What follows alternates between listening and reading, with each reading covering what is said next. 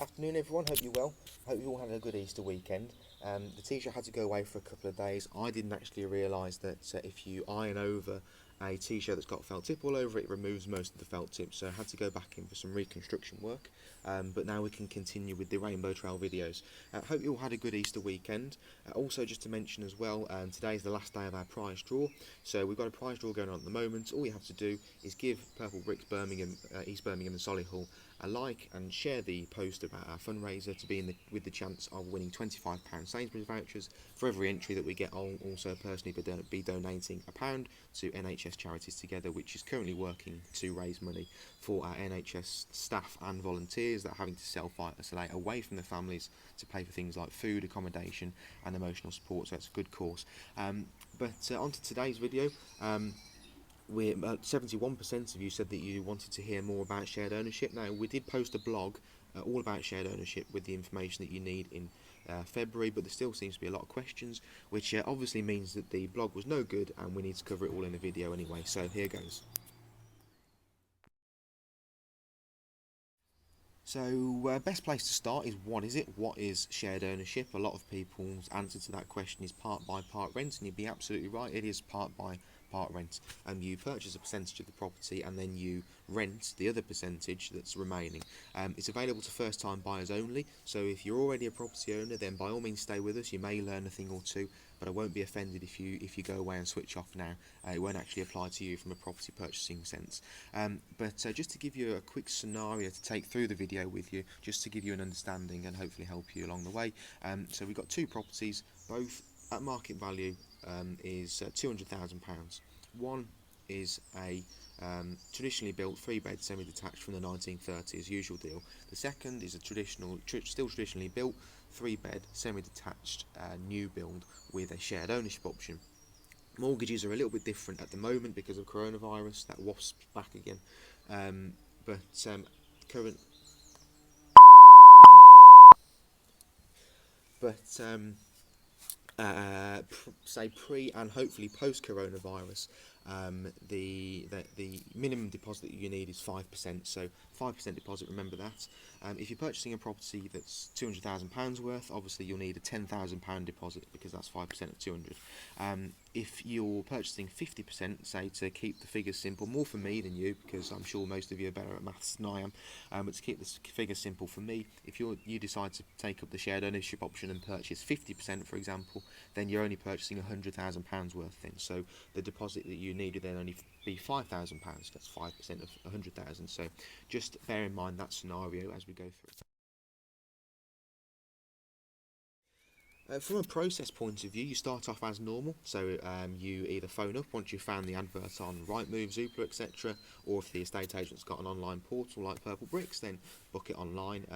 But where it changes is when you actually get to the viewing, and the reason being is that the property you're going to view may well be a show home, so just bear in mind that it may not actually be your property that you're purchasing because it's not actually finished yet. So then obviously if you're happy with everything, you'll need to decide what percentage of the property you'd like to purchase, have a discussion with the developer, then they'll stipulate how much your deposit will need to be to secure your plot and take it off the market.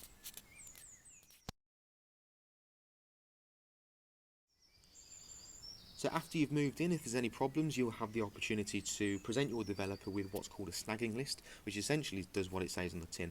If there's anything that you think needs to be repaired or isn't as it should be, then you can let your developer know, and all being well, they'll come around and put it right for you. You'd also get with the property a 10-year NHBC warranty as well, which essentially ensures you against all major and minor defects for the first 2 years, and then for the following 8 years, major defects only. If you do come to sell the property within the first 10 years, you can also advertise that as well as a bit of a selling point, because it will pass on to the person that purchases the property from you. So on the flip side of the coin, if you are looking at a shared ownership property that's second hand, as well as the other details that you need to find out, then just ask how long on that NHBC warranty is left as well.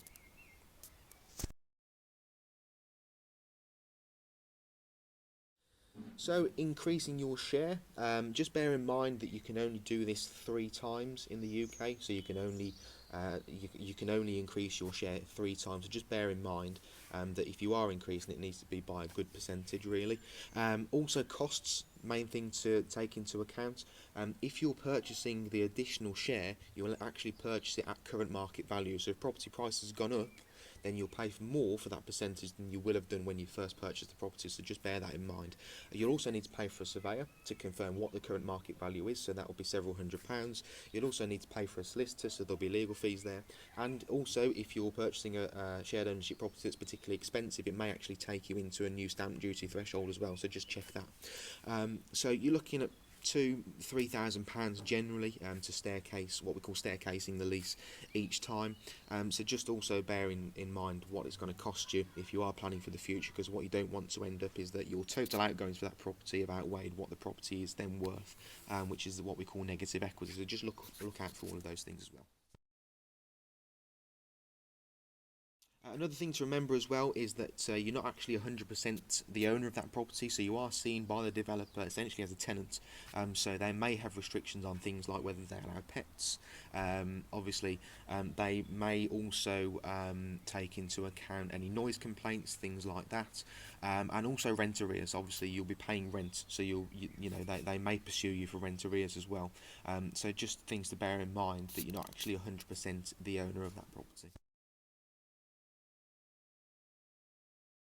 Best thing to do is probably give you a pros and cons list and then a summary, so you can take that into your property search and decide what's best for you in your situation. So pros, great for getting on the property ladder. It could be obviously because you need a smaller initial deposit. It's coupled with the Help to Buy scheme as well. You get a brand new property, maybe at an additional cost, but some developers will also give you the choice of what fixtures and fittings you want. So you've got a property literally that is exactly how you want it when you move in, which is great. You get that 10-year NHBC warranty as well, and also it can actually work out lower monthly costs than private renting.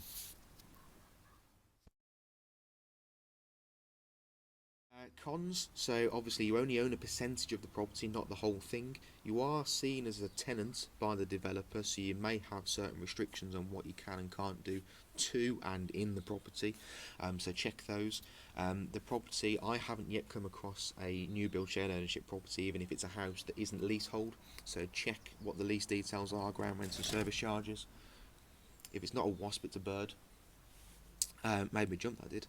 And also just to bear in mind as well that you will pay a premium for the property because it's a new build. So if you are then coming to sell the property in the future, up against other new build properties, you can't advertise it as a new build because you've actually lived in it now. So actually achieving what you want for the property, or if you're only in there for a short amount of time, gaining back what you actually paid for the property in resale can be quite difficult. So just bear that in mind as well.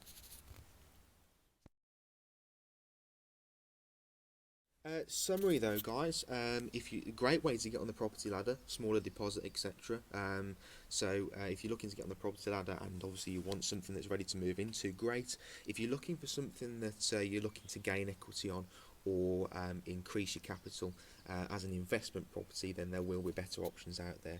So hope all of that helps, guys. As usual, drop them in the comments or send us a direct message, as most of you do, if you've got any questions. Also, love to hear your feedback on any subjects that you would like to hear about that we haven't yet covered as well, so feel free to send those in.